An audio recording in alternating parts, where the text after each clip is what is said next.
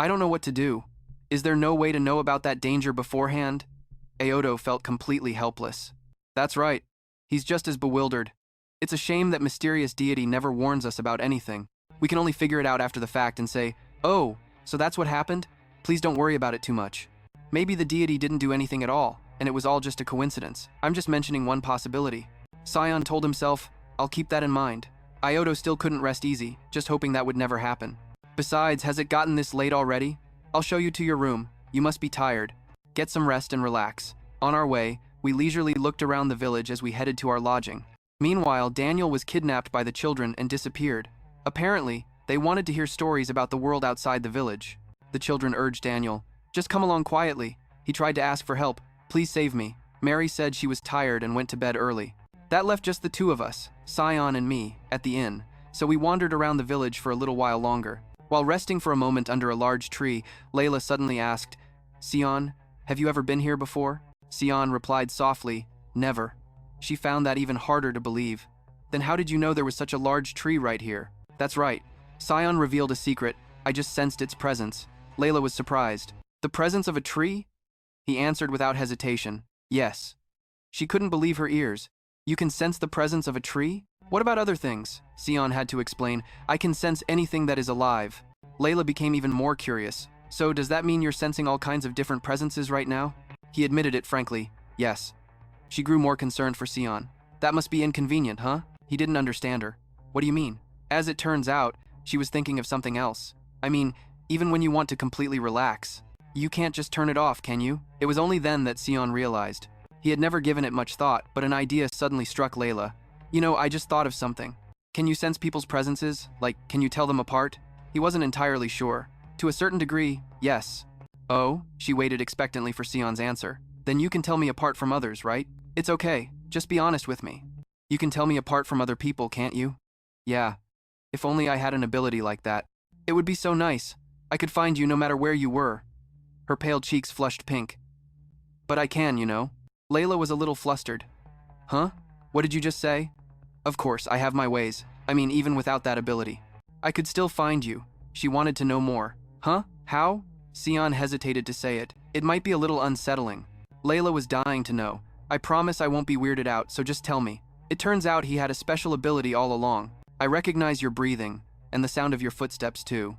When you come back from a walk, I can even distinguish your scent, mixed with the fragrance of the grass. And more." "No, you'd have to be really close to be able to distinguish things that clearly," she asked intentionally, trying to reassure herself. "So even in a place as vast as the Peacock Estate, you always know where I am?" Sion told her the truth. "That must be true inside the ducal manor." Layla suddenly placed her hand on his cheek. "Then you." She was only just now realizing the secret. "Inside the ducal manor, you always know which way I'm going to step, don't you?" "So this entire way here?" She gave Sion a surprise kiss. Layla whispered to him, "Even when I came to you feeling this way, did you already know I would come?" Sion's eyes were all the proof she needed, something she probably hadn't expected. "That means you could have completely avoided me, but you decided not to?" "Sion, how could you fall in love with me?" "Fall in love with a Hindaga?" Sion quickly cut her off. "You. Even if you are a Hindaga, you're still Layla." Tears welled up in Layla's eyes as she cried with happiness. "You're not avoiding me this time, right?" "Yeah, Sion. You try to be secretive, but you can't hide a thing." "No. I guess you're just being straightforward with me, right?"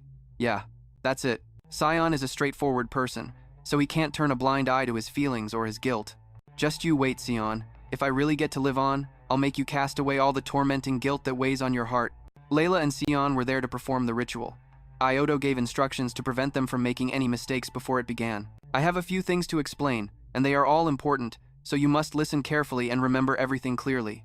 Sion agreed with him. All right. She would also heed Aodo's words. Yes, he had been very apprehensive from the start. This concerns what will happen during the ritual and afterward. As soon as the ritual begins, the Duchess will fall into a deep sleep. Once it is certain that she is resting peacefully, the first step will be to destroy the time stone inside the Duchess's heart. The heart, having lost its power, will naturally stop beating in that instant. The hero's life force will be infused, and the ritual will conclude at that point. After its completion, the heart will naturally fill the void left behind by the time stone. It will accept the life force and then restructure the heart, blood vessels, and all related parts. Because this consumes a colossal amount of energy, consciousness will usually not return during this time. If you want to know exactly how long that period will last, Iodo carefully explained. Consciousness will return after about 1 month, but it would be best to allow for an additional period of time for recovery. Yes, Layla, hesitant to ask, spoke up. I'm curious about something. He was ready to answer. Yes, please speak, Your Grace. She was not at ease at all. What does it mean for the heart and blood vessels to be restructured? Iodo found it difficult to explain. It is just as you've heard. The heart and blood vessels within Your Grace's body have had their life force completely drained by the time stone, making them no different than an empty vessel, and have expired. When the new life force settles in, it will create a new vessel for itself to reside in. Who knew he would suddenly change the subject, but this does not mean you will carry the bloodline of Duke Ashid, so there's no need to worry about producing an heir. Layla blushed in embarrassment. That's not what I was curious about, but it's good information nonetheless, though in her heart, she still couldn't accept the reality. Sion already told me so, but just the thought of Hindaga's blood still running through my veins is just so disgusting. Now, I can finally cast aside everything that belongs to Hindaga. Iodo was very enthusiastic. Do you have any other questions? Layla had calmed down now. She had no more problems. He doesn't wish to wait any longer, so let's begin the ritual. Yes, Lady Ashid. Please step onto the ceremonial bed and lie down, facing upward. Duke Ashid, please take the lady's hand. To establish a physical connection, Iodo opened the book. Are you ready? Layla hesitated slightly. Yes, panic flooded her mind. What if I never wake up? Or what if it's not just for 1 month, but several years before I regain consciousness? Maybe I should leave some last words for Sion before I go. What should I even say? Even without me, you have to live a happy life. And since there are no other good girls in this world, don't you dare meet anyone else but me, okay? I'm so pathetic, even at the very end. Then Sion squeezed her hand tightly. Layla flinched. Huh? He wanted to get her attention. Look at me. Tears began to well up in her eyes. Sion, what am I thinking? Last words. No matter what happens, I can't die. I have to come back. Back to where Sion is waiting. I will return, Sion. The image of a small family of 3 appeared in Layla's mind. I dreamt a very long dream. A toddler, just learning to walk, ran towards me with a wide grin, and I smiled back, opening my arms to pull the child into an embrace. Then I heard Sion's deep laughter from behind me. The child grew up so fast, and before I knew it, the little girl was napping under a tree, her head resting on someone's lap. The person whose lap she was resting on was Sion, and she was dozing off, a fairy tale book left open in her hands. Time passed so quickly in the dream, and as that child grew up, got married, and had children of her own, I grew old just as fast. My hair turned white like the first winter snow, and then, the final moment arrived. A peaceful end, just as I had imagined long ago. The only thing different from what I had imagined was, Sion was still by my side until the very end. I closed my eyes, peaceful and content. I thought I had fallen into an eternal sleep, but the dream faded, and I opened my eyes to reality. As sunlight filtered through the thin curtains and my eyes adjusted to the light, a familiar voice reached my ears. Yes, Sion felt a surge of relief. You're finally back, Layla. Her face brightened. Yes, I'm home. Sion was still here, by my side, just like before. They say that people who have cheated death feel like they've been given a second life. I couldn't agree more. It truly felt like I had been born all over again. Like a newborn fawn. Mary scurried after her. Are you sure you don't need me to support you, my lady? Layla wanted to move on her own. Of course, she knew all too well the consequences of being idle. Just lying still won't help me recover. It was the same for Daniel and Elvin. I heard you lose muscle from being bedridden for too long, so I need to start moving to get it back. Besides, my birthday party is coming up, so I have to get my strength and stamina back quickly. I used to get out of breath after just a short walk, but now I feel great, so you don't have to worry. Mary let out a sigh of relief. Thank goodness. She expressed her opinion. Speaking of the birthday banquet, I want to make it incredibly lavish this time, and absolutely brilliant. This made Layla wonder in surprise. Why? It was only natural for Mary to worry about her. After all this time, you've never had a proper birthday celebration. Layla couldn't object. Is that really true? She thought to herself. My first birthday banquet was forced upon me by the villain, full of memories I don't want to recall, and then I became a fugitive and could only live my life in hiding. Mary hoped she would forget the past. Besides, you're starting a new life now, so this can also be an occasion to celebrate. Layla couldn't hide her happiness, and that is certainly something worth celebrating. She smiled contentedly, right? Layla kept getting lost in thought. If what Lord Iodo said is true, then the blood of Hindaga is now completely gone. Does that mean I've truly been born again? Mary whispered in her ear, and besides, it's probably time to shut down those nasty rumors. Layla was completely shocked by the news. Rumors? The anger inside her was about to boil over. I heard people are spreading rumors that the madam has an incurable disease, and that you'll pass away soon, so it seems the Duke has already started receiving marriage proposals, saying it's fine for him to remarry. Hearing that made me so angry I couldn't stand it. Layla didn't know where to hide her face. Marriage proposals? Mary jumped in shock. My lady, she maintained her composure. The rumor that I have an incurable disease, that's nothing new, I'll admit. Sciron is indeed a very desirable match, but... Yes? His wife isn't even dead, the funeral hasn't even been planned, and they're already sending marriage proposals? That's crossing the line. Layla immediately gave an order. Mary, tell the head butler for me this. Birthday banquet must be organized as lavishly as possible. Mary happily accepted the order. Yes, my lady. She made a firm resolution. I will definitely recover completely before the banquet to show them just how healthy I am. Mary cheered herself on. I will also do my best to decorate. Everything splendidly for you. We have to show them there's no room for anyone to squeeze in between you two, yes. But what if too many people see you and fall for you? What will we do then? I'm afraid the Duke will go crazy with jealousy then. Layla didn't quite catch what she said. Jealous of what? Mary froze for 5 seconds, huh? She spoke to Mary first. It's nothing, let's walk a little more before we go in. Mary didn't dare to reply. Yes. The night sky outside the door was beautiful. Layla should have been fast asleep long ago. She couldn't sleep any deeper. She was wide awake now. It seems it's still early dawn. I might as well take a short walk before breakfast. It was still pitch black. Layla was alone in the cold hallway. I wonder if Sciron is still sleeping. Sometimes I see him training at the crack of dawn, but it's probably still too early for that now. I wonder if he's having sweet dreams. Come to think of it, I had the most audacious dream when I was in a coma, not just about having a child, but I even dreamed about having grandchildren. I must never tell anyone about this. She suddenly stopped in front of a door. Layla felt embarrassed herself. She was supposed to be going to the back garden, so why was she standing in front of Sion's bedroom? I'm starting to scare myself. I should stop. He's been so busy after being away for those few days. It wouldn't be right to wake him up now. Just then, as the sky brightened, it sounded like there was a faint groan. Did I mishear that? She strained her ears. No, she hadn't misheard. Layla was so worried that she threw open the bedroom door and frantically ran inside. Sion, what's wrong? Are you in pain? He's unconscious and he's burning up. Layla had no choice but to ask for help. Just hold on a little longer, Sion. I'll get Elvin right away. Elvin was now in the room. My deepest apologies. The cause of the fever is still unknown. All right, for now, I will send over some medicine to bring the fever down, and I will continue to consult my references. If there are any changes, call for me immediately. She followed his instructions. I understand, Elvin. Layla didn't know how to put her feelings into words. She placed her hand on Sion's forehead, hoping the fever reducer would be effective. It wasn't until then that Mary spoke up, but it probably won't be of any use, because he was just like this the last time. Layla was stunned. What are you talking about? She recounted the entire incident to Layla. The truth is, on the way back from the Moon Tribe's village, he fell ill just like this several times.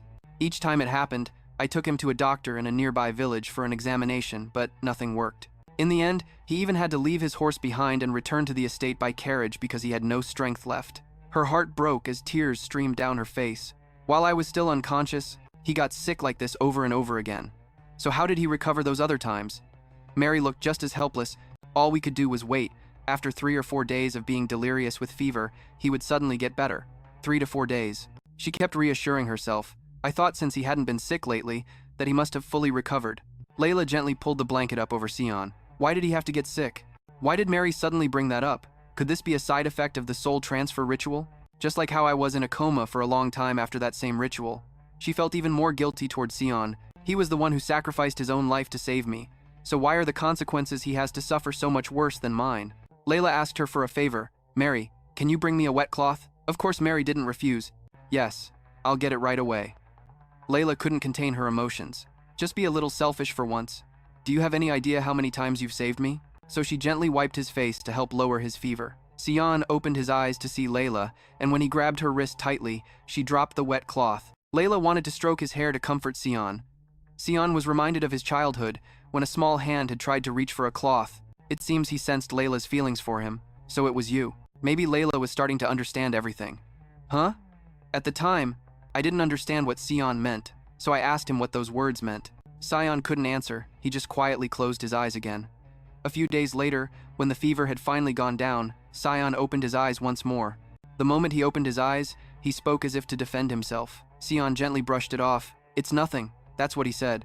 She didn't understand what Sion meant. I didn't say anything. He didn't want Layla to worry. I just slept for a little while. She forced a smile, though she wasn't the least bit happy. You call that sleeping for a little while? While drenched in a cold sweat like that? I wanted to give him an earful, but since he just woke up, I decided to let it go. Sion suddenly changed the subject. By the way, do you have a handkerchief with you? She was a little flustered. Any kind of handkerchief is okay? Yeah. So he knew all along. No, I mean the handkerchief you used to wipe my forehead when I was sick. Layla must have been completely shocked. You actually remember what happened while you were asleep? But Sion's head was still hurting. I was awake for a little bit at that time. She happily agreed.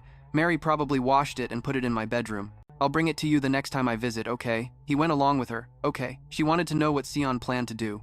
What are you planning to do with that handkerchief anyway? He awkwardly scratched his head.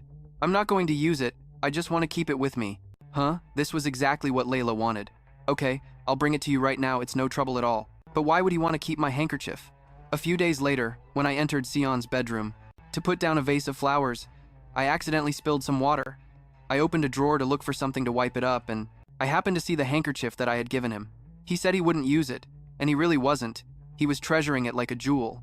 Layla thought about copying others to win more affection. If only I had embroidered it too, just like the maid who embroidered a handkerchief for the guard, Taylor. Right? Ah, no, maybe it's actually better that it's simple. Back at the Marquis' estate, he wouldn't even let anyone near his drawer. All of a sudden, I'm curious. I wonder what he used to hide in there. Come to think of it, I think that was right after I nursed Sion back to health. At that time, the handkerchief I used just disappeared without a trace. I even asked Mary if she'd seen it. Yes, so Sion finally figured out it was me back then. Layla was making things hard for herself. So that's what he meant by that. When Sion gets back, how should I ask him about it? Did you keep a handkerchief in your nightstand back when you lived at the Marquis' estate? But that was the handkerchief I used to care for you when you were struck by an arrow and hovering between life and death, wasn't it?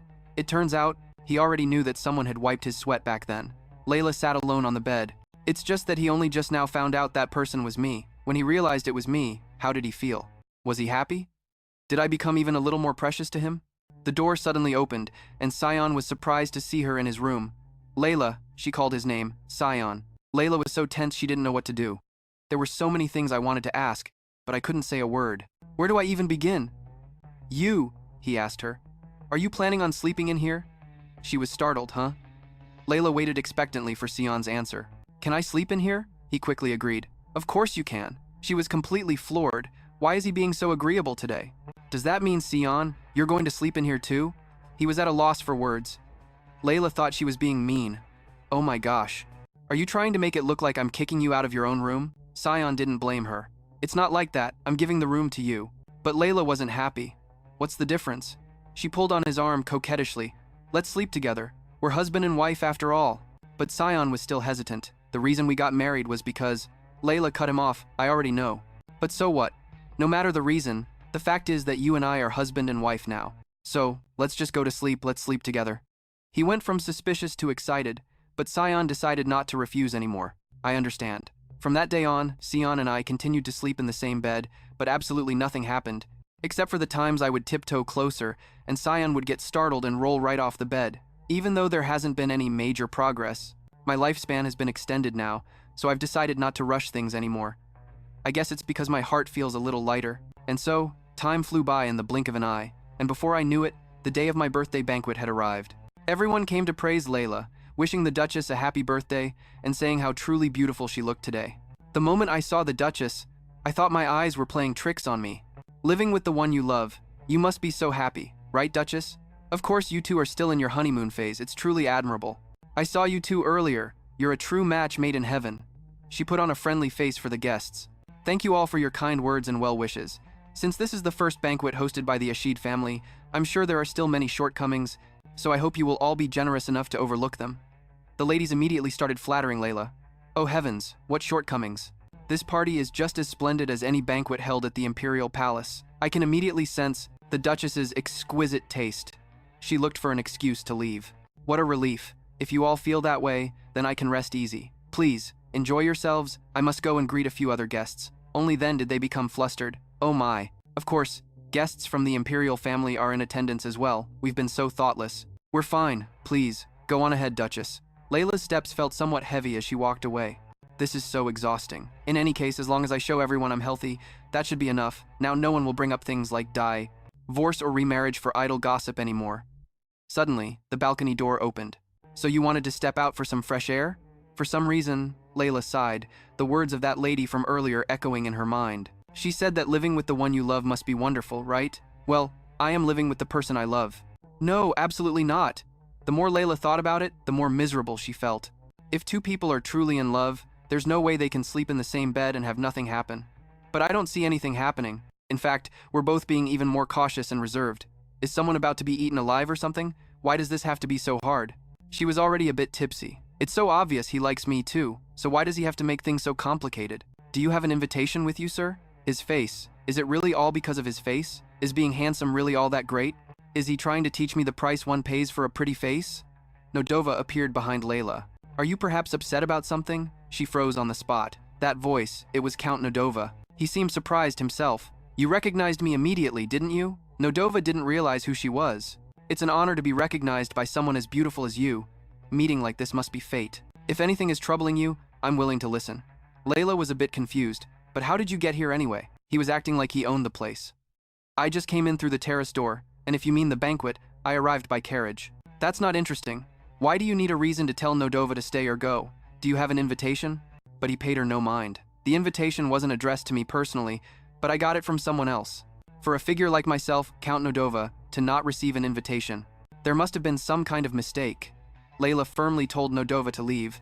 I don't know how you obtained an invitation from someone else, but please leave this place immediately. But he remained defiant. Who do you think you are to order me around? I was only being nice because you're pretty, you little miss. Do you have any idea who you're talking to? But she didn't want to argue with Nodova. You're the one acting so rudely without knowing who I am. You must have arrived late, right? It seems you haven't met the Duke and the Duchess yet, have you? He grabbed Layla's wrist. You little brat, you dare be insolent with me? The glass fell and shattered as Nodova bluntly scorned her. It seems a country bumpkin like you knows nothing about the power of House Nodova. If you don't apologize immediately for that insolent attitude, both you and your father will regret it. With her wrist gripped tightly by him, Layla trembled in fear and thought to herself, what should I do now? Should I scream for help? But what if no one comes? Should I then risk grabbing onto him and falling down together? I still have the bracelet the priest gave me. Even though I'm scared, I'm sure I won't get hurt. That's right, I can test the bracelet's effectiveness at the same time. Just as that thought crossed Layla's mind, Count Nodova's patience completely wore out. Now, say that again? What was it you just said? But his snarling gaze suddenly made her feel suffocated.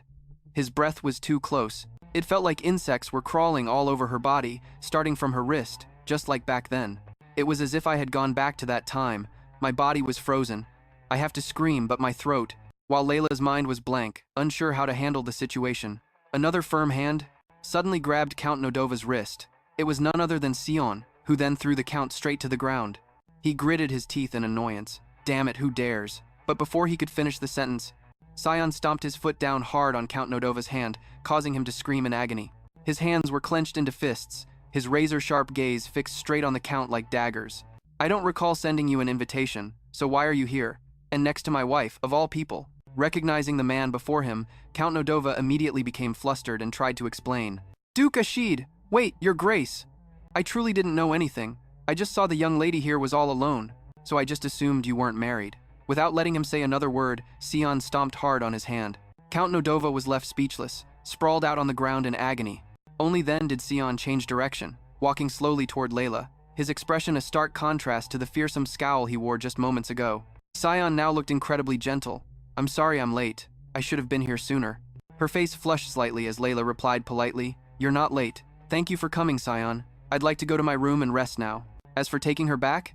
Faced with this plea from his wife, Sion of course couldn't refuse. He quickly scooped Layla's small body into his sturdy chest. Okay, let me take you back. Receiving this care from Sion, Layla no longer felt afraid of anything. She must have been exhausted from the shock.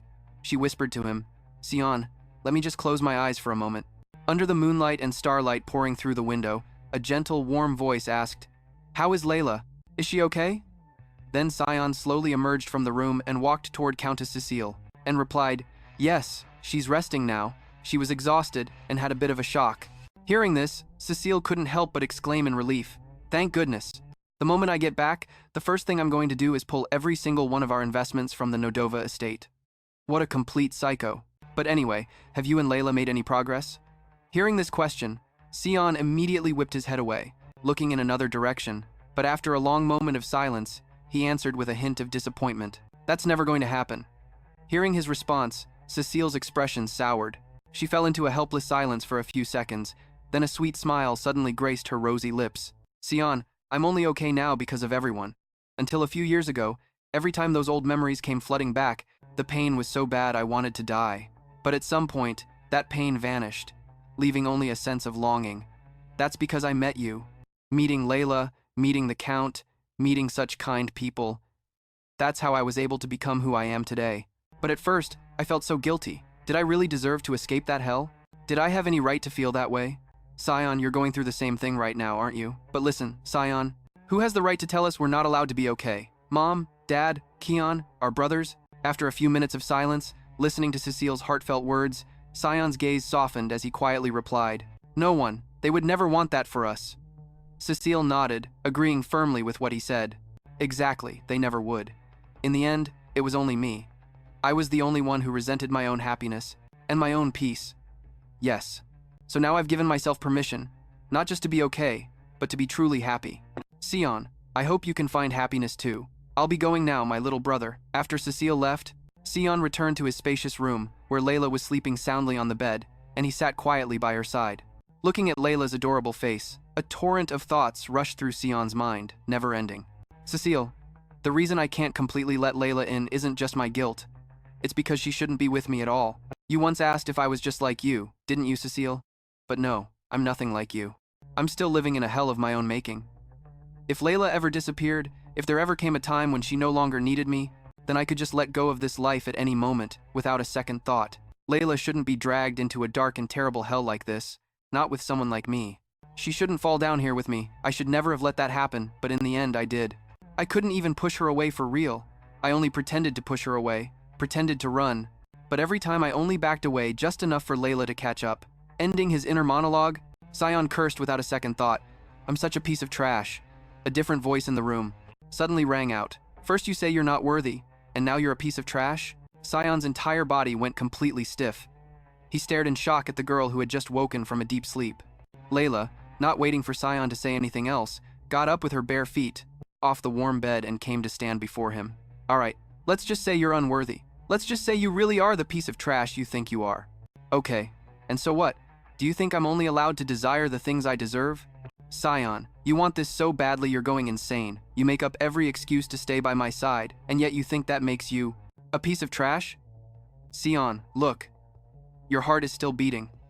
You're human. Even if you once sealed away an evil god, even if you became a hero, you're still human at the end of the day. A human who still longs for things he shouldn't have. Stunned by her relentless verbal assault, Sion didn't know how to react.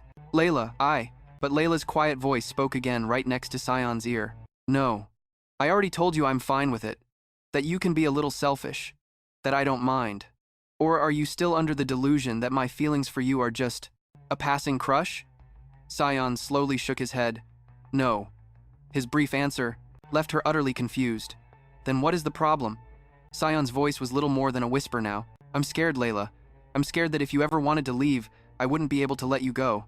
I'm afraid I'd cling to you relentlessly, dragging you down to stay in this hell with me. Layla suddenly grabbed Sion's collar with force, her expression full of reproach. Ha! Honestly, stop deluding yourself, Sion. He stared at her, his eyes wide with contemplation. Layla, her soft, fair hand gently grazed his thigh. I swear on everything I have left to my name, if I ever say that I want to leave you, you would kill yourself before you'd ever try to hold me back. So, stop tormenting yourself with these weird delusions and just do what you truly want. He was met with the fierce intensity in her eyes. Sion's face flushed in an instant, and Layla remained silent, as if waiting for some action or word from him. Sion's gaze lowered slightly, and his hand unconsciously reached out through the air, and then gently touched Layla's silky pink hair. The two of them ended up just gazing passionately into each other's eyes, and deepened into an incredibly sweet kiss. This is a story from a long, long time ago, from before I had even grown up. Back then, I used to visit a village of ordinary people, far from where my own clan lived. Looking back now, that village was to me nothing more than a large cage, a place where humans who looked vaguely like me lived together. Among them, that child, Eli, the girl with the radiant smile, greeted me with a heartfelt compliment. You're so beautiful, what's your name? She was the only human I ever took a liking to, and Eli and I quickly became friends. Who says only equals can be friends? After we became close friends, We would happily chat together under a large, ancient tree. Eli was the one who spoke first. When will you come again? But on the days I'm sick, I can't come outside. Asin, a little confused, asked, Sick? Eli replied with a faint smile. They just say I have an illness, but it doesn't hurt every day, so it's fine. On the days you visit, I'll try my best not to be sick, so please let me know when you'll be here again. But Asin was lost in thought for a long moment before giving her answer. I'm not sure, but I'll be back soon. As always, that familiar, gentle smile appeared on Eli's lips. Okay. I had grown to like Eli, maybe a lot, but she was from a small species with a lifespan much shorter than my own. I just hoped she wouldn't leave me too soon. On another beautiful day, the clear sky made Eli's voice ring out even more clearly. Asin, I have some wonderful news. Seeing her ecstatic face, Asin's eyes widened in surprise as she looked at Eli, gently lowering herself to sit on the lush green grass beside her. I'm not sick anymore. The village chief gave my mother some medicine. Hearing this, Asin's eyes shot wide open in surprise. Really? So you'll never be sick again? And she naively wondered, as long as I don't get sick with something else, I guess that's right? Even though it was just a hopeful question, Asin's heart was filled with joy. That's wonderful. Congratulations. Eli rushed to hug her. Thank you, Asin. You really are my most precious friend. But before she could wrap her arms around Asin, she was blocked by her elbow. What's this? Eli was overjoyed that she was cured, and whenever I saw that smile, my own heart would flutter. But that happiness didn't last long. A greater misfortune fell upon Eli. As I passed by my friend's house, which was engulfed in flames, I saw the villagers dragging her away as if to kill her. Those pathetic cowards. How dare they? In the middle of all that chaos, Eli's eyes met mine. She kept shaking her head violently, as if telling me to run away. And after that, I don't really remember what happened. I think I must have completely lost my mind then. The deafening screams, the thick stench of blood, the sight of those cowards scattering in chaos. When I finally came to my senses, bodies were piled up in the village, and I was grabbing Eli's wrist and running away. Eli just ran without thinking, eventually reaching a cliff that overlooked the entire village. Eli stood precariously at the edge of the cliff, recounting what happened when her mother went to the market and never returned. Eli had gone to look for her, and what she saw was her mother on a pyre in the middle of a crowd. Eli pushed through the crowd and suddenly saw someone she knew, shouting that the woman had bewitched him with a red earth medicine, which he couldn't possibly afford, so she must have used deceitful magic, that she must be a witch. Then the village chief, who had come to see her mother last night, asked if she really thought that medicine was free. He had demanded to sleep with her mother, and she threw him out. I wanted to scream that it was all a lie, but my body felt frozen and I couldn't move, and when I finally managed to speak, I met my mother's gaze. Mother looked at me and mouthed, "Run. I love you." That was all she could manage with a silent whisper. Eli, covered in fresh blood, continued to tell her story to me, her best friend Asin. From that moment on, I just ran without stopping, and when I came to my senses, I was already home. I was trembling foolishly inside the house when the villagers suddenly burst in. Everything after that. You saw what happened, Asin. I unconsciously wanted to step forward to comfort her frozen soul, telling her it's all okay now. I killed them all. But contrary to what I thought, Eli slowly shook her head and said, "No, it's not okay, Asin. My mother died because of me. Maybe it was destined to be that way." A truly horrifying smile suddenly appeared on my face. "That's why I got revenge, Eli. Didn't I tell you I killed them all?" Eli's steps moved closer and closer to the cliff's edge. "Asin, I'm curious about something." I quickly replied, "What is it?" She silently looked down below, at the village being slowly consumed by flames, and said to me, "Will there ever be a day when the gods judge humans, instead of humans judging each other? If the gods judged the sins of mankind, my mother wouldn't have died, and neither would the villagers." My expression kept changing uncontrollably. Eli slowly turned around and spoke the last words of her life, and then threw her small body over the edge. "If it weren't for you, I would have been executed like my mother, and branded as a witch's child. Thank you, Asin." The moment she let her body fall, my own body froze completely. Eli. I collapsed to the ground, trying to understand what just happened. But it wasn't easy. Why did Eli talk about the deaths of those wretched people, with such pity in her voice? They falsely accused her mother. They even killed her. She should have been happy that they were dead, right? I couldn't understand why I had to leave my village, exiled for the crime of committing a massacre, and wander from temple to temple to find a way to create the world Eli spoke of, where the gods judge humanity. And there I met a man from my own tribe who was in the same situation as me, a man who recognized me at first sight. He was living with others who, like me, had been cast out of the tribe. He said his goal was to awaken an evil god to change the world. Because he was exiled for his wicked cruelty, he believed a god should establish a new order where humans would be judged. In the great temple lit by clusters of candles, the voices of the tribespeople rose. All preparations are complete. Oh, at last, I never thought I would actually welcome this moment. Yes, Asilis, you are ready too, aren't you? Your blessed ability will be a great help to him in ruling the world. Be grateful to become the vessel for his power. Hearing those words, her eyes of Asilis slowly closed. The mages in black robes standing around began the ceremony. Then we shall proceed with the ritual. I trust everyone will fulfill their duties at their positions.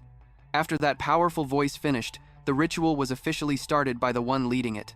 After only a few short seconds, that person conjured a glowing red ember, and the nearby braziers of embers were also quickly linked together. A magic circle was formed from the very power hidden within them. A moment later, they collapsed to the ground one by one in agony, and the face of the leading mage also transformed from old to young. Asilis said, "That person, what do you all mean?" The body of the mage from before had turned into a withered corpse, lying in a corner of the room, as another spirit also appeared in this place. "What have you done to me?" Facing the divine presence, Asilis replied with utter calm. "I summoned you to offer a pact," the god asked, puzzled. "A pact?" The divine being then calmly spoke of its own desire. "Right now, you are only temporarily unsealed, but if you had a body for your soul to inhabit, you would not be sealed again and could enjoy true freedom." The god continued in its fearsome voice. "Speaking of pacts and granting freedom, do not waste time with such nonsense, mortal. Just tell me what you want." At this, Asilis's eyes not only brimmed with hatred, but also clearly revealed her own desire. "The terms of the pact are simple. It is the condition for you to enjoy your freedom, to become the ruler of the world as you please, and to reign over all of humanity. As long as you abide by this one condition, this body will forever be your vessel." Sensing the fierce determination and character in her words and actions, that wicked god could not possibly refuse. "You have done something truly amusing, you pathetic wretch. Very well, I shall take that insignificant body." As it began to possess her body, Asilis thought with what remained of her consciousness. Will there ever be a day when a god judges humanity in place of mankind? It's here, it's finally here, this very moment. But that's only if you consider an evil god a god as well, Eli. Amidst the utter chaos and pools of fresh blood at the royal palace, the court officials screamed relentlessly in despair. "Your Majesty, stay away from that woman," the emperor asked, his voice a complete contrast to just moments before. "Does anyone else object?" The survivors all looked as if they could see their own futures unfolding, and respectfully bowed their heads to the ground. The emperor spoke again. "No objections? Does everyone agree then? So what should I do next?" However, Asilis, or to be more precise, the evil spirit inside her body flashed a brilliant smile and said that I want war. A great, spectacular war of conquest. At Duke Ashid's mansion, in a room lit by the warm glow of candles, a slightly strained voice spoke softly. "Please help me. The king has started to act strangely." Hearing the plea from the palace visitor, a confused Sion asked what was wrong with the king, and the man frankly explained the current dire situation. "Just because of a woman?" Sion was a bit taken aback to hear that. "A woman?" The man from the palace began to describe the woman with everything he knew. "She is a woman, of unknown name or background. She approached the king, seducing him on one hand and murdering soldiers on the other. After meeting privately with that woman, the king appointed her as an advisor, and ever since, His Majesty has been making insane plans, like waging a war of conquest. All the officials who objected were killed by that woman's hand." After hearing his story, Layla's eyes widened in shock. An outsider seduced soldiers inside the palace? The king let a woman he doesn't even know become his advisor? At her question, the man's expression changed in an instant. He lowered his gaze to the floor, his hands trembling slightly. "At first, I thought His Majesty was just listening to that woman to pass the time, but as I watched from the sidelines, it seems he's been either hypnotized or manipulated. Otherwise, he certainly wouldn't be able to keep such a calm expression as his officials died one after another." A curious voice piped up with a question. "Could it be that the woman's hair and pupils are crimson?" He thought for a moment, then replied, "No. Her hair is indeed crimson, but her eye color is different. Her eye color doesn't seem to be human." Sion's gaze slowly turned towards her, as if some telepathic link had formed between them, giving him a premonition as well. "Layla, you're also thinking of that woman, aren't you?" She gently brought a hand to her mouth. Henry said the same thing when he was bewitched by that woman. It truly felt like being hypnotized. But if her eye color is different, then it's probably not her. The man from the palace began to plead. "Duke Ashid, no, I mean, the hero, please help me with this matter. Please, just one more time, save this country." Layla's expression fell slightly. "Are you asking Sion for the Duke to eliminate that woman?" He resolutely placed a hand on his chest as if making a pledge. "I know it's a lot to ask of the man who saved the world, but if that woman isn't stopped, war will probably break out across all 6 lands. But Layla had no intention of objecting to this. She slowly turned her gaze to him. Sion, what do you think? Sion gave a very specific time frame. I will make a decision by tomorrow morning. Soon, night had fallen under an incredibly magical sky as she lay on her little bed. Sion took her hand as he began to speak. It seemed as if Layla already knew what Sion was about to say. She cut him off. I know, of course you have to go, right? If it weren't for me, everyone would have probably left already. They whispered to each other with loving gazes. I'm sorry for leaving you alone like this. It's okay. A war breaking out would be much worse, but if you still feel guilty, then promise me one thing. Sion's eyes filled with confusion as he looked at Layla's outstretched hand. Layla smiled at him and stated her condition for the promise. You have to come back, don't you dare leave me. A smile tugged at Sion's rosy lips, a radiant smile she had never seen before. Sion slowly reached out his hand to meet her finger, to complete her unfinished promise. I swear, if I ever leave you, it will only be to protect you. She smiled at her husband. No matter how long you're gone, don't you forget my face. He found equally sweet words to reply. My memory is excellent. It's been that way since I was a child. Everything I've ever seen, everything I've experienced, I've never forgotten a single thing. At his words, tears began to stream down Layla's cheeks. Painful images of Sion's past suddenly flooded her mind, thinking of what that meant for him. Understanding how she felt, Sion gently placed a passionate kiss on Layla's forehead. It's a blessing, because it means I remember everything about you. Even the way you look right now, I will remember it until my last breath. Moved, she called out his name, both of their faces flushing with shy affection. The very next second, Sion could no longer hold back his emotions and captured Layla's soft lips in a kiss. And just like that, they lost themselves in that sweet moment. Early the next morning, Sion, along with Count Weiner who had come for help, set off for the royal palace. The moment Sion left, a feeling of unease filled her heart. The worry of what would happen if Sion got hurt or if something terrible occurred crept into her mind. She tried her best to suppress the anxieties that threatened to overwhelm her. Those who were with Layla as she saw Sion off also tried to comfort her. You don't need to worry, my lady. She looked towards Taylor and replied thankfully, Knight Taylor, Sion is the one who sealed the evil god. Who could possibly harm him?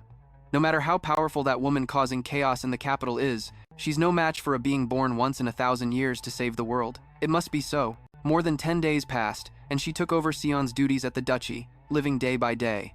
And then, unexpected guests arrived, and a voice rang out with an announcement. My lady, there are visitors from the Holy Temple. She quickly replied to her servant. Yes, I'll be right out. Please show them to the drawing room. Huh. The young man with silver blue hair scratched his head slightly. My apologies, my lady. They said they need to see you immediately. It turned out the unexpected visitor Layla never imagined would come was the high priest. He bowed to the Duchess. It is an urgent matter, so we could not wait. Please forgive us. Layla stood up and walked over to the high priest. It's all right, high priest, Father Holly. It's been a long time. But as for the urgent matter you mentioned, while she was still cheerful and composed, the high priest delivered some shocking news to Layla. The seal of the evil god has been broken. We have received official confirmation of this. Hearing this directly from the high priest and the priest, her entire body immediately stiffened. What? What did you just say? How could a sealed evil god possibly escape? Isn't the evil god supposed to awaken only once every 1,000 years? So shouldn't it be another 1,000 years before it can awaken again? The high priest nodded and replied, That's how it should be, but it seems someone intentionally broke the seal. Layla was in disbelief, unable to accept what she was hearing. Could that really happen? He began to explain the situation to her in more detail. When we inspected the seal, we found that it wasn't completely broken, only partially. Someone has stolen the evil god's soul. We speculate that they had already prepared a vessel to house the soul before they made their move. Connecting this to recent events, Layla speculated in shock. A vessel to house a soul? Could it be? Noticing the strange expression on her face, the high priest asked softly, My lady, have you figured something out? She slowly uttered each word. Sion secretly entered the imperial palace because a woman with strange powers appeared, manipulating the king and trying to start a war. I heard. She's so strong that the soldiers can't stop her, and she also has the ability to hypnotize people. After hearing her answer, the high priest began to understand the situation. There's a high probability that woman is the evil god. If the palace soldiers can't handle her, then she must be a supernatural being. Layla's brows furrowed in distress. So you're saying Sion has to fight the evil god again? I know you must have brought some kind of solution, because to save me, Sion doesn't have much of his life force left to sacrifice. The high priest was also helpless. Not knowing what to do in this situation, we can only hope that the evil god residing in a human body will be weaker than in its true form. Layla felt a sharp pain as if she'd been thrown into an abyss. How can this be? Just then, a servant from the mansion announced, "My lady, you have visitors. It's Lord Dan Lai and the chief of the Moon Tribe." Layla clutched her head and gave a soft command, "Let them in." The office door slowly opened, and Dan Lai walked in with two other people by his side. He scratched his cheek shyly. Greetings, my lady. I came here at the urgent summons of the chief. He said he had something to warn you about, but it seems I'm too late." A little later, in the cozy living room, Layla's hand, holding her teacup, trembled uncontrollably. "So, if we now combine what the priests and the chief have said, the priests say they came to Sion because the evil god's seal was partially broken, and Iodo also came to warn us about a prophetic dream. In those prophetic dreams, Sion fought the evil god and then died." The chief of the Moon Tribe nodded in fear. "That is correct. The child who had the prophetic dream said she saw Duke Ashid die and the evil god reign over the world." Layla asked just how accurate the prophetic dream was, and Dali answered on behalf of Chief Iodo. "If nothing is done, everything will happen exactly as foreseen. That is also one of the abilities our tribe possesses." Hearing this, Layla once again felt so dizzy she thought she would collapse. The maid beside her quickly steadied her by the shoulder. Lady Layla waved a hand, indicating she was fine, and sat up straight. "I'm all right, Mary, just a little faint. Is there any way to save Sion, whether it's the Holy Temple or the Moon Tribe?" "Any way at all, please tell us," the High Priest replied grimly. "Our role is only to teach the hero his powers when he awakens. As for sealing the evil god, we cannot interfere. We have repaired the broken sealing device, but beyond that," and the chief of the Moon Tribe also spoke up, "our tribe also has no way to seal the evil god. As I mentioned before, the prophetic dreams of our tribe only show one possible future if nothing is done. They exist, so we can change that destined future." Layla slowly began to understand. "Do you mean it's possible to change the future where Sion dies?" Iodo nodded slightly. "That's right, but you must be the one to find the way." Her hand gripped the wooden chair tightly, trying to hold on to her last shred of composure. "Chief Iodo, that prophetic dream didn't just foretell Sion's death. It also foretold the evil god reigning over the world, didn't it? Does that mean if we just stand by, that horrifying future will come to pass?" He answered her, "That is likely so." Layla thought with a heavy heart, "I guess that's the only way." She spoke softly, making her request to the chief of the Moon Tribe, Iodo. "Please help me. Accompany me to the royal palace." At the palace, a place now shrouded in the darkness of an evil god's spirit, was reigning supreme. Every corner of the palace was stained with fresh, red blood. Even the doors were splattered with blood. Sion stood tall and defiant, gazing silently toward the balcony. Behind him, the bodies of soldiers lay strewn across the floor. The person standing before him, in the body of Asilis, but with the soul of the evil god, spoke. "This soul, this body, it's been a while, hasn't it? My dear hero, the one who makes me want to tear you limb from limb?" Faced with her sneer and chilling voice, Sion remained unfazed, his expression cold as he replied, "I had my suspicions, but it seems they were true. You were resurrected by borrowing that woman's body?" Asilis cackled, pointing a long finger at him. "This body isn't half bad. Now I can pull a few more devious tricks. A pity they're useless against you." Sion seemed to have figured it out. "Did you use that trick to hypnotize the king?" She leaped down from the balcony. "That's right. It's quite a convenient ability. As long as I'm the one speaking, they will do anything I say, even commit suicide. To think she wasted this power just because she was afraid of getting old, on such trivial things. That woman is a riot, isn't she? If only she had used this power properly. Even if it's not the whole kingdom, I could at least rule a small region, maybe just because I've never experienced growing old." After hearing her incredibly hollow words, Sion spoke wearily. "You're talking way too much again. It seems like bragging before a fight is also an ability that woman left behind, huh?" The evil god's spirit let out a foolish laugh that echoed in the silence. "Who knows, maybe so."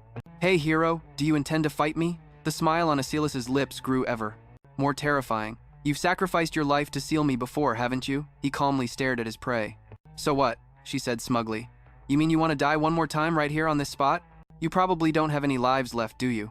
Why should you even care, descendant of the heavens? I'm asking, why do we have to fight?" Faced with her bizarre behavior and utterly baffling question, Sion's expression instantly turned to one of shock. "What?" But Asilis used her enchanting gaze to whisper her next words to him. "Have you ever wondered why you and I have to fight?" Sion lowered his head slightly, his eyes revealing a clear look of anger. "I have no idea what kind of nonsense you're talking about. It seems entering a human body has driven you insane, huh? When I appear, breaking the seal once every 1,000 years to destroy the world, the descendant of the heavens appears right on cue, to face me and prevent the world's destruction. And so, through countless sunrises and sunsets, the two of us fight ceaselessly, until I am sealed away again, or the hero loses his life, never to awaken again. I've never questioned any of it until now. No, it was all so self-evident it wasn't worth a single thought. But the human who offered me this body told me to become the ruler of the world and govern humanity. Don't destroy this world, but take control of it. Hearing that, a strange thought suddenly struck me. Why have I always just assumed I should use this power only to destroy the world? In an empty world where I've destroyed everything, what was I planning to do in the end? Thinking that, she continued to press closer to Sion's body and uttered seductive words. That's right, hero, you're correct. It must be because I've possessed a human body that I'm having these insane thoughts. So then, answer me. Repeating these meaningless battles for thousands of years, isn't that completely insane? Not letting Asilis touch him for a moment longer, Sion bluntly swatted her hand away, while delivering a sharp warning. Patiently listening to you has been a complete waste of my time. Nonsense will always be nonsense. Having her words so callously dismissed, she obviously couldn't stand for it. Am I wrong? Sion, not wanting to waste any more time with Asilis, ran a hand through his brilliant golden hair and made a demand. Just get to the point, I don't have time to entertain the ramblings of your delayed puberty. Hearing this from him, the spirit of the evil god residing in Asilis's body completely lost it. Aren't you angry about your fate as a puppet of the heavens? To fight and risk your life for no reason at all, hero. I don't want to fight you. We are the only beings who can truly understand each other. If I don't destroy the world, then you no longer have a reason to fight me, do you? Instead, let's rule this world together. You've seen it for yourself. The man who's supposed to be the noblest in this nation is really just a fool who fell into his position, thanks to his lineage. Don't you find it hilarious that someone like that is ruling the country? I heard she even offered to grant you a title, without even understanding her own place in the world. Just ignore everything she says. Sion made a request. I'd like to ask one thing. Asilis happily agreed with him. Ask me anything. Okay, he quickly asked his question. I saw many dead people on my way here. Was that your doing? Faced with her own atrocity, Asilis remained completely indifferent as she answered, Yep, that was me. Sion's brow furrowed in confusion. With your abilities, you could have just hypnotized them, so why did you choose to kill them? Is there a limit to your power? She calmly continued. You say the strangest things. Do you use a sword to kill an insect? Asilis's analogy left Sion momentarily stunned. Seeing that he didn't seem to understand, she explained bluntly, It's just like with insects. When they're being a nuisance, you don't need to draw your sword. It's simply not worth using my power on such trivial things. Killing them makes things quiet. This time, Sion had no intention of showing the evil god's soul any more mercy. Not for another second. He swiftly drew his sword and pointed it straight at her. Just as I thought. You haven't changed at all. The heavy raindrops fell relentlessly, seeming to annoy Asilis. She raised a hand to brush back her wine-red hair. I already said I wouldn't destroy the world. And yet, here we are. Sion's eyes widened. You asked me if I was angry about being a puppet for the gods to fight, didn't you? Asilis nodded. I did, but Sion's answer was completely beyond her expectations. On the contrary, it was a good thing for me. After I sealed you, my power never faded. I used that power for revenge in my past life, and in this life, I've been able to protect the people I care about. She began to look disgusted as she listened to his words. All this incomprehensible talk about a past life and a new life. Do you really have to fight me? Sion answered her without a moment's hesitation. That's right. You might see humans as insects, but I can't. Because the person I despise and the person I cherish most are both human. The evil god's laughter rang out once more.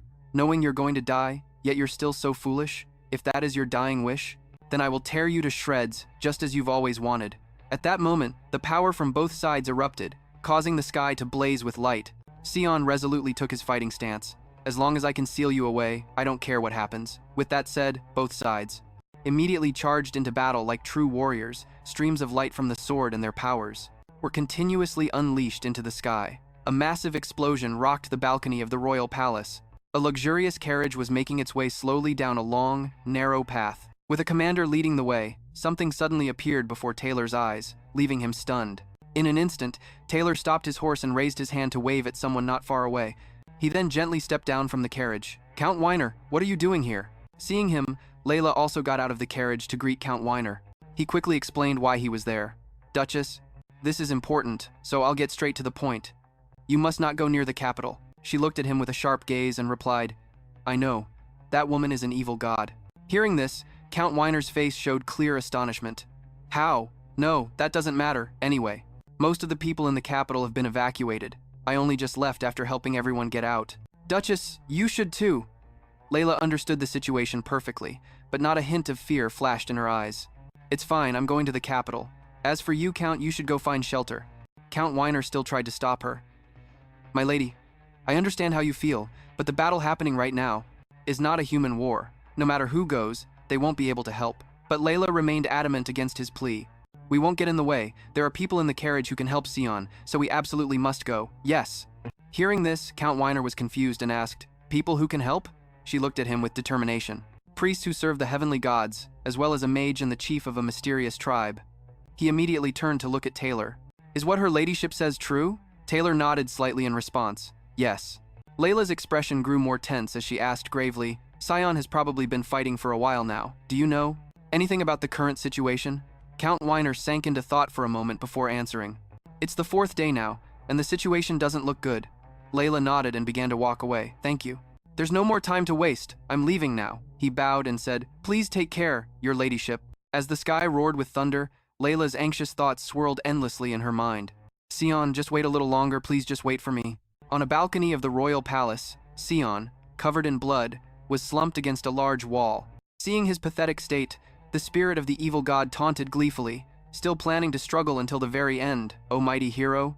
Though his entire body was riddled with wounds, Sion stubbornly tried to stand. You look like you've reached your limit. Why don't you just give up and obediently accept being sealed? But Asilas paid no mind to his words. Don't be so arrogant. You know perfectly well that even if you risk your life, the chance of successfully sealing me is only 50-50, isn't it? Even after being influenced by humans, I still can't understand a single.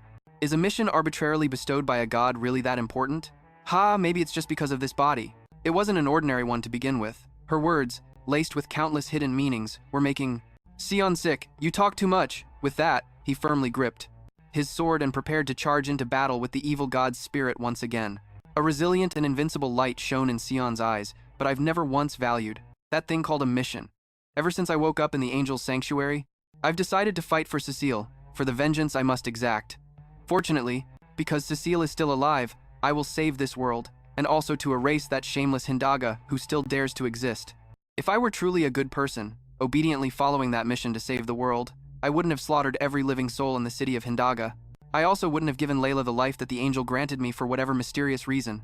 But I used the life that might have been needed to save the world to save Layla instead. Because for me, saving Layla right in front of me is far more important than preparing for some uncertain future event. It's the same even now. Whether it's before the evil god destroys this world, or while she brazenly rules the kingdom as she pleases, I don't possess the kind of righteous spirit that would make me sacrifice my life to stop her. It's just that, in a world ruled by her, Layla would never be able to smile. That foolish and kind girl, who could even love the enemy who killed her over and over, would surely think that because she took my life force, the world was shattered. But if I can protect this kingdom, if I can preserve this entire world, maybe she will smile again. These thoughts surged through Sion's mind, fueling him with a ferocious will to fight. Even if I have to die, maybe I should just leave it to the gods now, not knowing if I'll seal her first or if my own death will arrive first. Layla, I want to hear your voice. As he was drifting into a daze, Layla's clear and gentle voice echoed. In his head, Sion, Sion. Don't call me with such a worried voice. I wish you would call me with your usual gentleness. No, if this is a hallucination, I'd rather feel Layla's warmth. Just as he was about to collapse from exhaustion, the familiar sight of Layla suddenly appeared before him, tears streaming down her cheeks as she called his name over and over. Sion felt a sense of calm, seeing the face he had longed for day and night here in this ruined palace. Layla and everyone else. Not far away, the high priest was clasping his hands in prayer. Oh dear gods! Knight Taylor was also extremely worried about Sion's condition. Your Grace. Sion used the last of his strength to ask her, It's too dangerous. Why are you here? Layla gently pressed her hands to Sion's chest. You fool. Your heart's been pierced. Do you realize that? I'll stop the bleeding now. Just hang on a little longer. Just a little. He still gazed with a dazed expression at Layla's exquisitely beautiful face. It doesn't hurt that much. This isn't the first time. Sion's words made her heart ache even more. Layla bit her lip tightly, at a loss for words. I used to think I was so lucky that I couldn't remember the moment I died. If I had to remember all of that pain, I'm sure I would have gone insane. But while I was forgetting that pain and turning back time over and over, Sion fought the evil god for me countless times, faced life and death, and chose to die himself just to save me. He endured all the suffering, remembered everything, and was ready to face the pain that was yet to come. So how could I?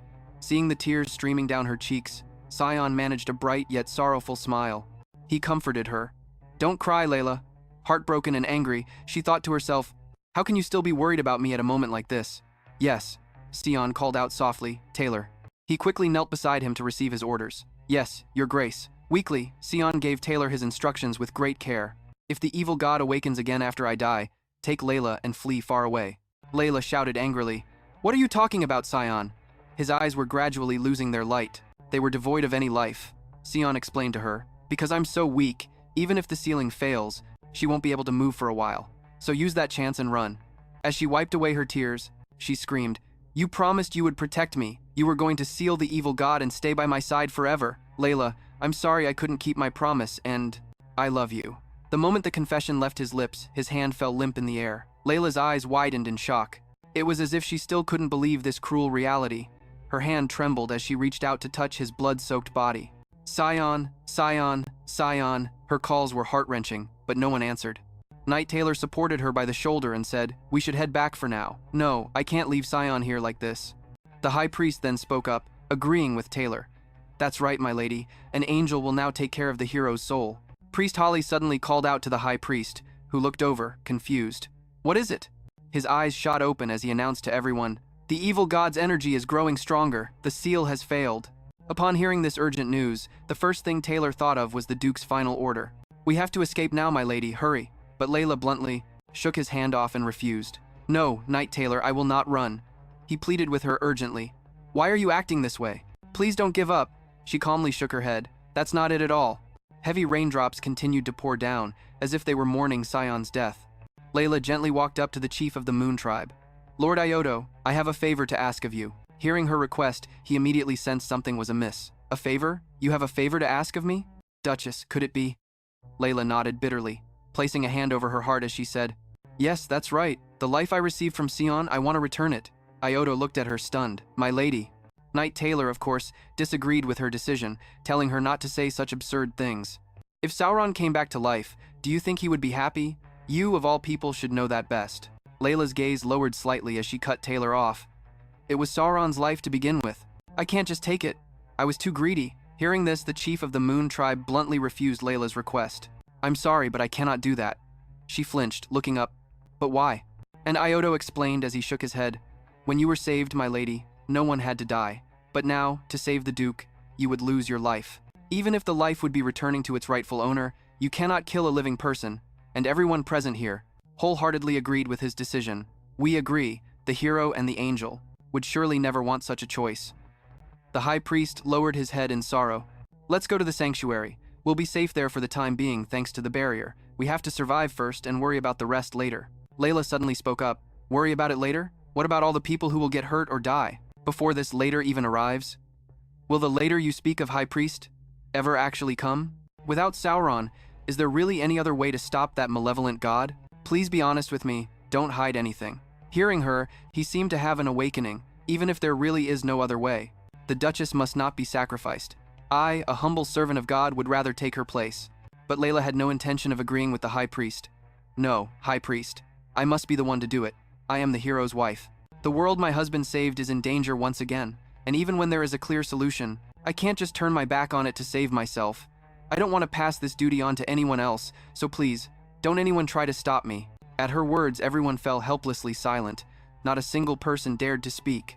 But she continued, her voice pressing on. Right now, the seal on the evil god is weakening. If we delay any longer, there will truly be nothing left to do. Please help me, Lord Iodo.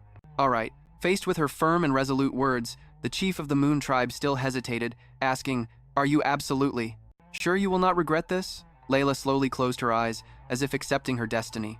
Yes, please hurry. He quickly accepted her command. Understood. Then, my lady, please place your hand on mine. The moment Layla did as the chief instructed, something strange occurred, startling her so much that her eyes flew wide open. Huh? Seeing that peculiar light, the high priest and priest Holly whispered amongst themselves. That light just now was an angel's aura. Could it be? We had better make sure. With that, priest Holly hurried over to Layla's back and said to her, Your Grace, the Duchess, please forgive my impertinence. But would you please look at the back of your hand? Do you see anything on it? She was stunned for a moment, then did as the priest asked. The back of my hand? Huh? Huh? Why is there a pair of wings? As she witnessed it with her own two eyes, the high priest and the priest understood everything. Oh my God, I'm witnessing a miracle granted by you. He has not yet forsaken humanity. Hearing the incredibly confusing words of the two visitors from the Holy Temple, Knight Taylor voiced his thoughts. What on earth are those wings?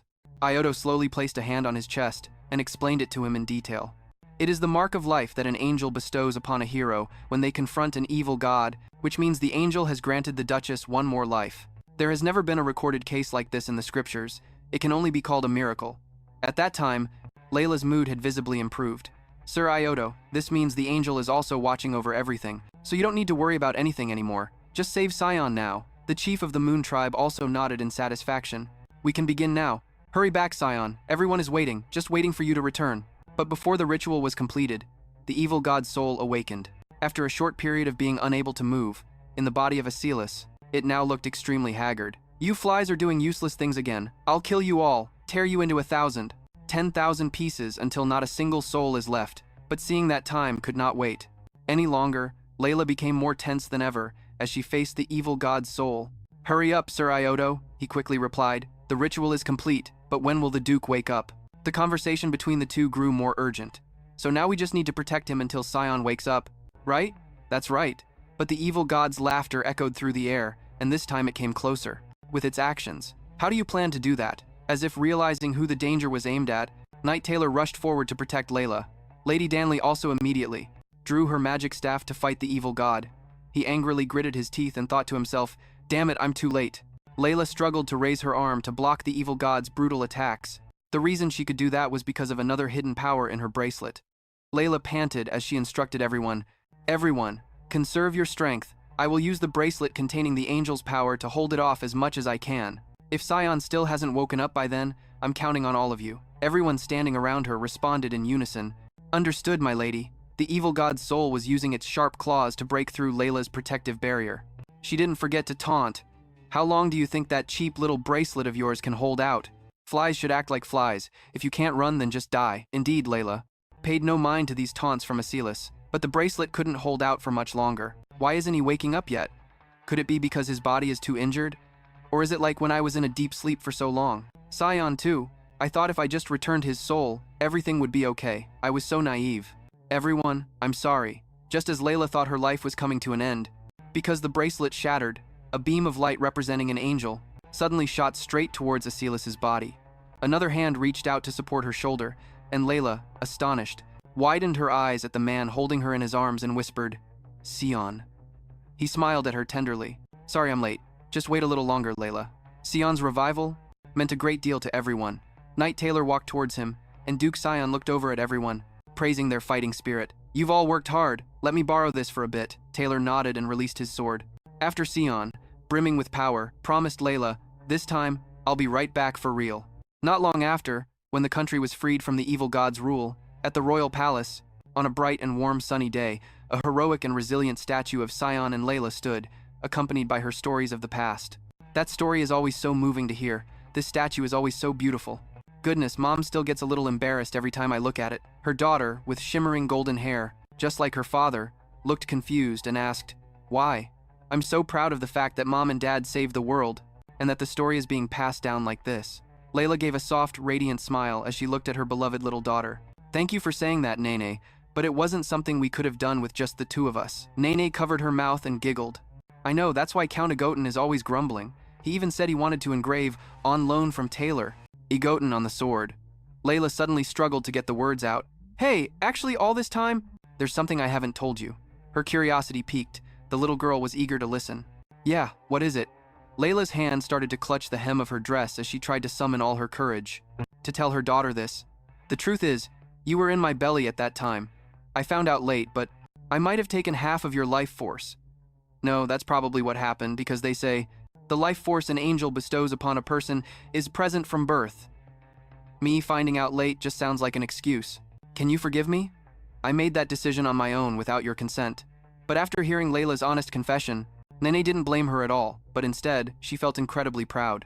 Whoa, really? Was I really there at that historic scene? Faced with the little girl's delighted reaction, Layla couldn't believe her eyes. The little girl's eyes began to sparkle, just like Layla's. When I get back, the first thing I'm gonna do is go brag to the Knight's Order. Second, maybe we should throw a tea party in the capital? Was I really there? Thinking her daughter had misunderstood, she tried to explain again. Nene, that's not what I meant. But Nini cut Layla off, Mom. The little girl gave a soft smile, then leaned in close, as if to whisper to her, I have something I've never told anyone. Do you want to hear it? Layla was curious too, since she'd never told anyone, so she nodded eagerly and said yes. Not even Dad or Countess Agotin knows about it. Layla asked, confused. What is it? The little girl started to close her eyes to imagine and recount it for her. It's about the strange dreams I sometimes have. In my dream, I'm in a dark space, warm and very comfortable. That place was really cozy, but it wasn't long before I started to feel someone else's emotions transferring to me. That person desperately wanted to save someone.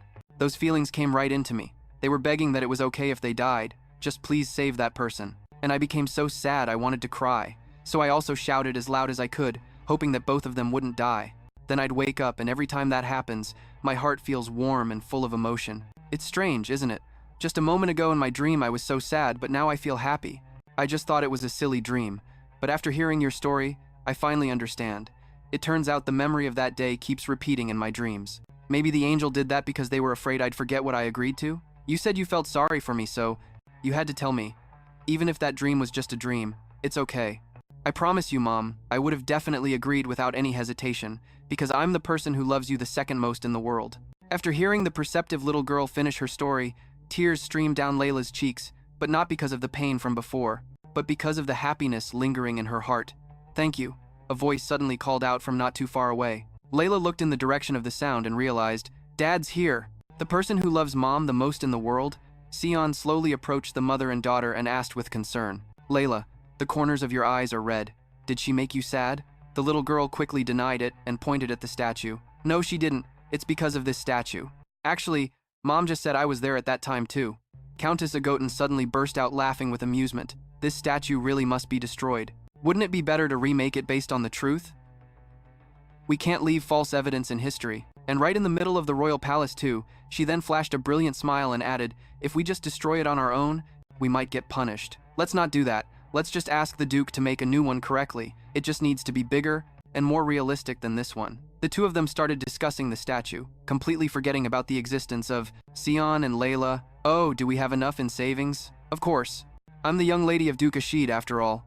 Then let's take this chance to find someone in the capital right away, alright? We might have to stay in the capital for a few more days. Sion and Layla chatted happily with each other, agreeing that no one would be as good as the royal sculptor. But that wasn't very important. As if suddenly remembering something, he suddenly looked over and asked her, by the way, what did she say about that thing? You know, that matter? Layla looked blank for a few seconds. Then she understood what Sion meant to ask her. Ah, she said she had a dream, and in the dream you were very sad. Begging that she was willing to die just to save him, she had answered that they would both live. She also said that even if the dream wasn't real, she would still save him. Sion's feet suddenly began to move. Do you feel a little more at ease now? Seeing her nod, he happily exclaimed, that's such a relief. With a sad look in her eyes, Layla asked him, actually, there's something I've wanted to ask you for a long time, Sion. How are you feeling now? Do you still think I'm dragging you down to hell? Sion was flustered. He didn't know how to answer her question. It was from so long ago, but Layla was still insistent on getting the most sincere answer from him. It's very important to me. Sion fell silent for a moment before letting out a very heavy sigh. After a long while, he finally answered, no, I think I was truly wrong. Back then, whenever you pitied me, forgave me, and loved me, in all of those moments, I felt as if you were the one walking into hell. Then at some point I realized that where I stood wasn't hell, and that I would probably be here until you let go. Thank you, Layla. Receiving his somewhat sappy words and sweet gesture, which were so unexpected from him, Layla couldn't hide the smile blooming on her lips. No, that's not what I meant, and you even kissed the wrong spot. Hearing her point that out, Sion realized it as well. You're right. Finally, Sion gently pressed his lips to her soft, sweet ones. A kiss accompanied by the most sincere confession from the bottom of his heart. I love you, Layla. Thank you all for watching today's video. And with that, we've reached the finale of this captivating series. See you all in the next video, which will feature an even more dramatic and thrilling series. Don't forget to hit like and subscribe to our channel to support us, and so you won't miss any new videos. Thank you so much for watching. Have a wonderful day, everyone.